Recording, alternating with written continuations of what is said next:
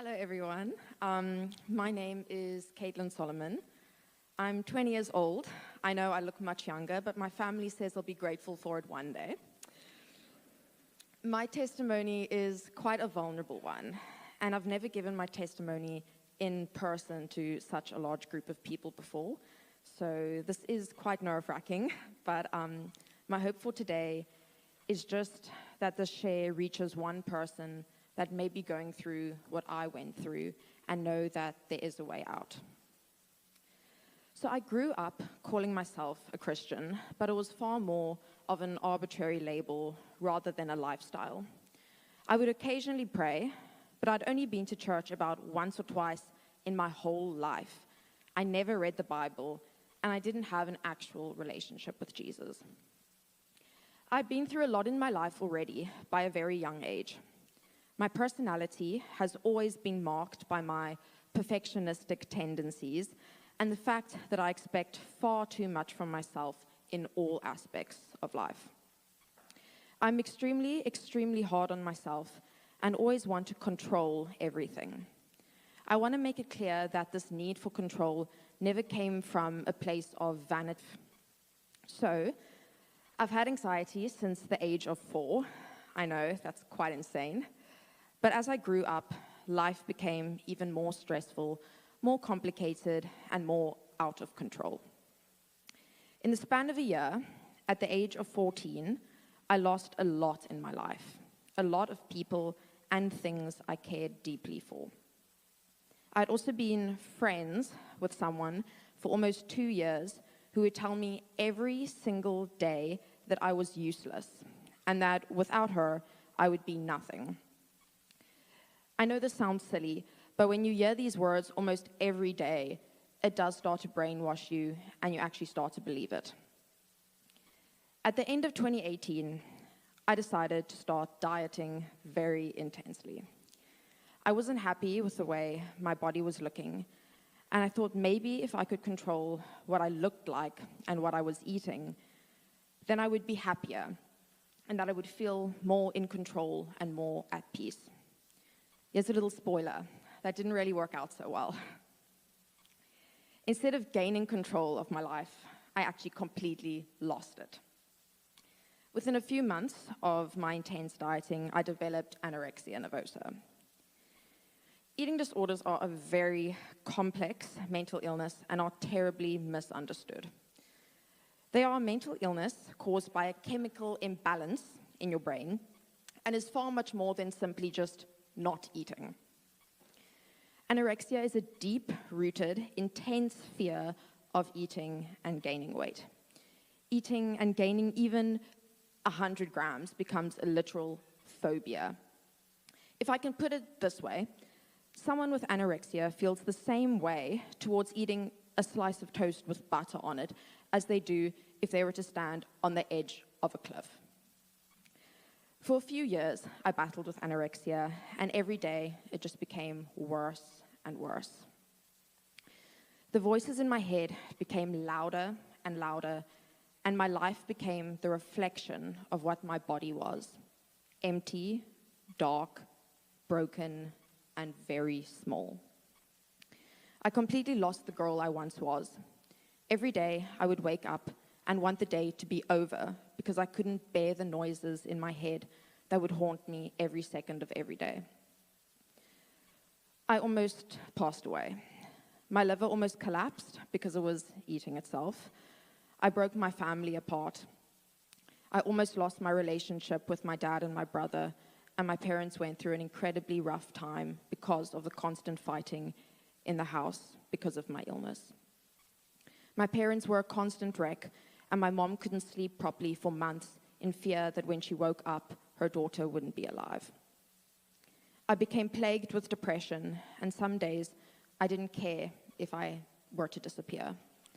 It's a miracle that I'm actually still alive today.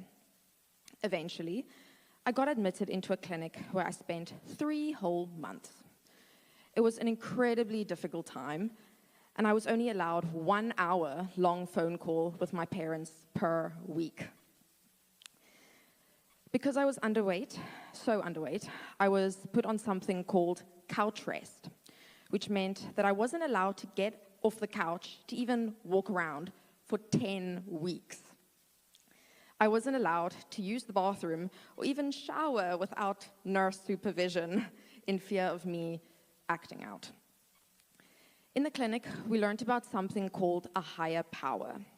We were told that you need some kind of higher power to give you strength to get through every day of recovery.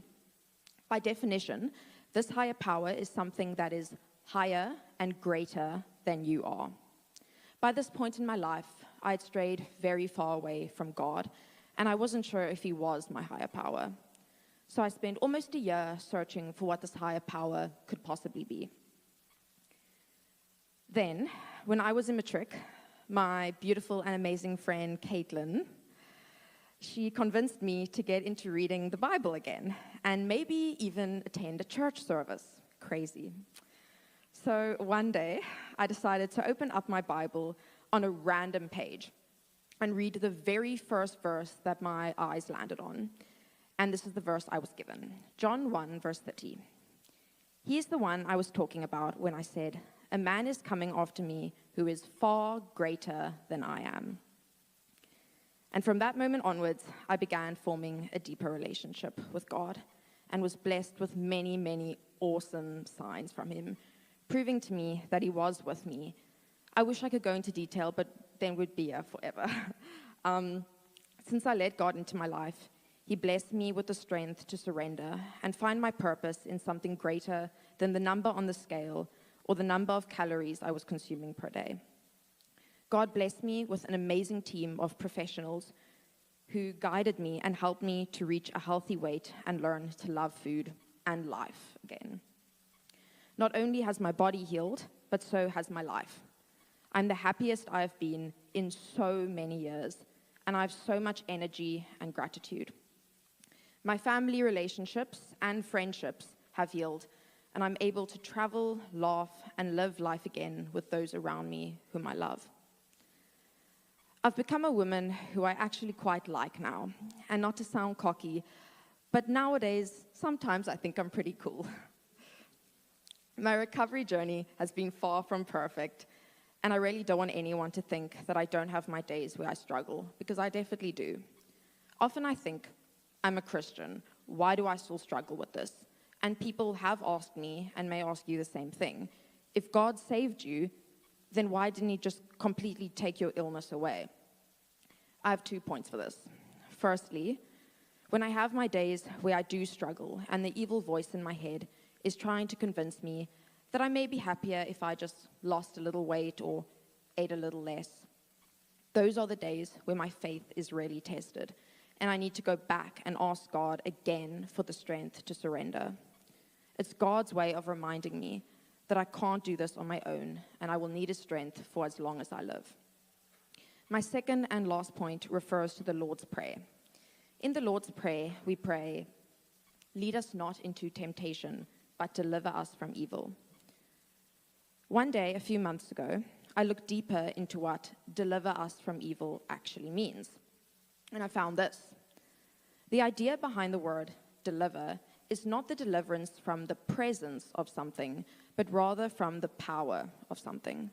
We will not be delivered from the evil of this present age until we go to be with Jesus. But we can experience deliverance from the power of the evil. And this really solidified what I'd previously thought to be true. Unfortunately, when you've had such an intense mental illness for so many years, the chemical imbalance in your brain isn't just going to 100% repair itself. But with God now, I know that I now have the ability, with Him in and by my side, to always go against the evil thoughts and lean on Him to get me through the temptations. I just want to end off with this quote I read from a devotion a while ago, which really stuck with me. And if you remember anything from this talk, let it be this.